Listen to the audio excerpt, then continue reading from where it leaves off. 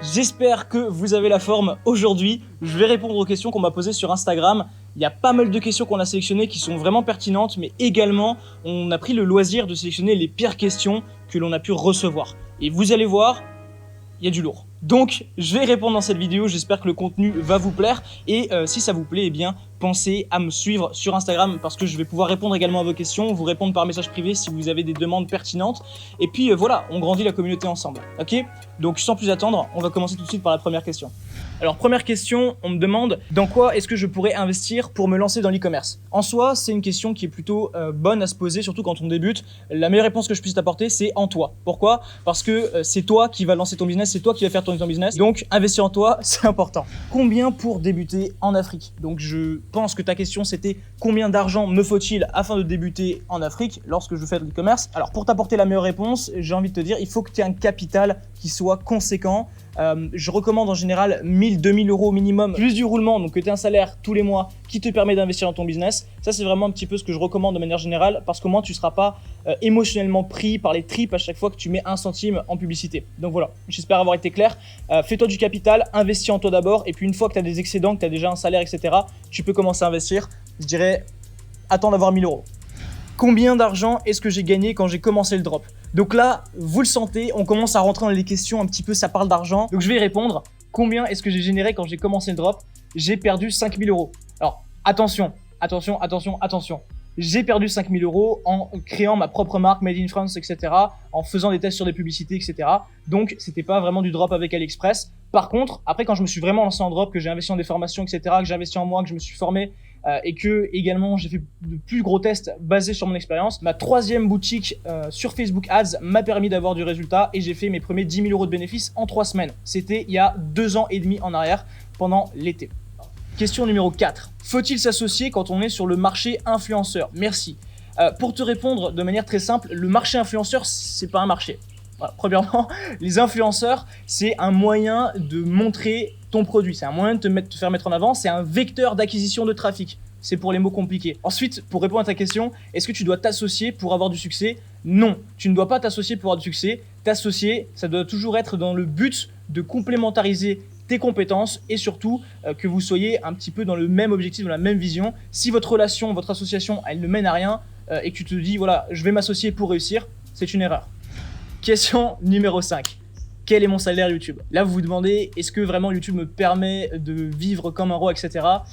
Je vous donnerai la réponse exacte quand on fera les 10 000 abonnés. Donc là, au moment où je fais cette vidéo, on est 6 000. Dans 4 000 abonnés, je vous donne la réponse exacte. Mais je vous le dis déjà, si aujourd'hui, je dois attendre de vivre de YouTube pour faire tourner mes business, pour pouvoir me payer ma vie, etc., je serai pas là en train de vous faire cette vidéo, j'en serai pas bien loin. Croyez-moi. Donc voilà, j'en dis pas plus et vous aurez les chiffres exacts pour la FAQ des 10 000 abonnés. Soyez présents. Question numéro 6. Pourquoi est-ce que j'ai choisi la Thaïlande plutôt qu'un autre pays? Alors ça, c'est une question qui revient beaucoup. On me demande, est-ce que c'est parce que vraiment il y a un tourisme sexuel qui m'attire là-bas? Est-ce que c'est pour les finances? Est-ce que c'est, je sais pas, parce que c'est pas cher, etc. Premièrement, non à la question 1, c'est pas pour ça que je suis venu en Thaïlande. De 2, je vais vous donner la meilleure réponse que je puisse vous apporter. Je suis parti en Thaïlande parce que je m'y sens bien et honnêtement, j'avais pas prévu d'y vivre. Je suis toujours parti dans l'idée que je voulais vivre en Asie, ça c'est sûr. Je voulais vivre au Japon et je me suis rendu compte que lors d'un voyage en Thaïlande, j'ai adoré ce pays, j'ai adoré la mentalité et surtout l'ambiance, l'énergie qu'il y a dans ce pays, ce qui m'a fait rester. Donc c'était pas prévu et voilà. Pourquoi est-ce que je suis en Thaïlande aujourd'hui? Parce que je vis ma meilleure vie. Question numéro 7. Qu'est-ce que je pense de la fiscalité au Canada? Alors, je peux pas te répondre. Pourquoi? Parce que le Canada, je n'y suis jamais allé, j'ai de la famille qui y est, mais la fiscalité au Canada, à part te dire qu'il y a 2 taxes, donc Québec, etc., c'est différent. Honnêtement, je sais rien te dire de plus, donc j'ai pas envie de te donner des informations qui sont complètement erronées. Je peux pas te répondre. Alors question numéro 8, c'est pas une question, c'est simplement mon ami Ben qui me félicite pour les 5000 abonnés, parce que j'ai pris du retard, 1000 abonnés de retard, c'était la FAQ des 5000. Merci Ben. On va passer à la question suivante. Alors question suivante, comment configurer Stripe pour éviter les blocages? Tu ne peux pas configurer Stripe pour éviter les blocages. Stripe, ils ont des règles, c'est-à-dire qu'en gros, si ton business il est approuvé par Stripe, tu peux passer avec Stripe. Si ton business, les produits que tu vends, etc. ne sont pas considérés comme vraiment des produits approuvés par Stripe, tu ne peux pas vendre avec Stripe. C'est aussi simple que ça. Je peux pas te donner des astuces spéciales pour régler ton compte Stripe et ne jamais te faire bloquer. Alors, question suivante, elle est très intéressante celle-là. Combien de bénéfices réinstitues dans ton business? J'ai envie de te répondre 100%, mais pour être plus honnête, je dirais 95%, 97%. Facilement. Le reste, je m'en sers vraiment juste pour payer mes frais de vie et c'est tout. C'est tout. Donc, t'as la réponse. 100% quasiment. Question suivante. Marché italien et espagnol pour influenceurs, est-ce que c'est bon ou pas? Alors premièrement, je ne suis pas suffisamment expert et impliqué dans le marketing d'influence pour te dire exactement quel influenceur a du potentiel, quel influenceur est en vogue, dans quel pays, etc. Je peux pas te le dire. Par contre, je sais que j'ai des contacts à moi qui travaillent sur le marché espagnol, qui travaillent sur le marché italien, qui font beaucoup de résultats, mais également en France et partout dans le monde. En réalité, je peux pas t'apporter une réponse du style fonce dans ce marché, tu vas exploser. Je pense que beaucoup est lié au marketing, donc à ton marketing, à ton offre, à ton produit, à l'influenceur que tu sélectionnes, aux scripts que tu lui partages, à l'audience qui suit l'influenceur et attention, c'est pas fini, aux mœurs du pays. Voilà, donc là je t'ai envoyé vraiment le panel des choses que tu dois surveiller pour, à mon sens, réussir sur du long terme en marketing d'influence. Alors, question suivante, ça c'est intéressant, comment déléguer le graphisme du site sans se faire voler par le graphiste? Voilà, alors, pour te répondre très simplement, dis-toi une chose, si la personne elle est graphiste, c'est que ça lui plaît, ou alors c'est qu'elle a besoin de faire du cash. Donc, dans ces deux cas-là, en réalité, tu dois pas t'inquiéter de cette concurrence, parce que c'est pas une concurrence, c'est quelqu'un qui va t'aider à gagner du temps. Donc, il va te faire gagner du temps, il va faire le travail mieux que toi très certainement, et toi tu vas pouvoir lancer ton site, tes produits, avant que même si ça lui passe dans la tête, avant que même il puisse le lancer. Est-ce que tu comprends le raisonnement? Si tu commences à penser qu'à chaque fois que tu te délègues, tu risques de te faire escroquer, oui, il y a un cas, il y a un risque, c'est vrai, tu peux te faire voler, etc. Mais si tu te concentres là-dessus, tu te concentreras jamais à scaler ton business et à aller recruter des bons éléments pour ton business. Donc, c'est pas une bonne façon de penser, et tu devrais changer ça. Alors, question suivante. S'il vous plaît, je me demande par rapport au scaling CBO pour les débutants, merci beaucoup. Alors, si j'ai bien compris ta question, tu cherches à avoir des stratégies correctes pour te lancer avec du CBO quand tu es débutant. Et pour ça, je te renvoie sur une vidéo que j'ai sortie il y a 2 semaines sur ma chaîne. Donc, stratégie ninja CBO, gratuit, fonce, très bonne vidéo.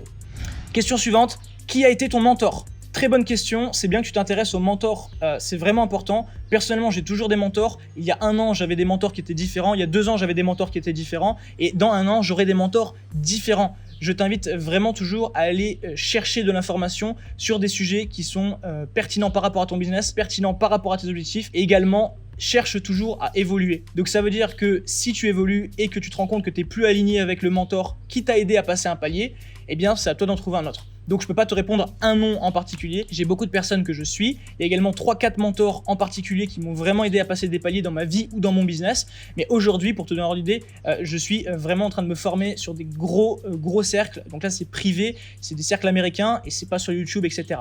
Donc voilà, tu sais. Question suivante, l'argent que je génère grâce au e-commerce, est-ce que je le réinvestis dans d'autres actifs? Si oui, lesquels?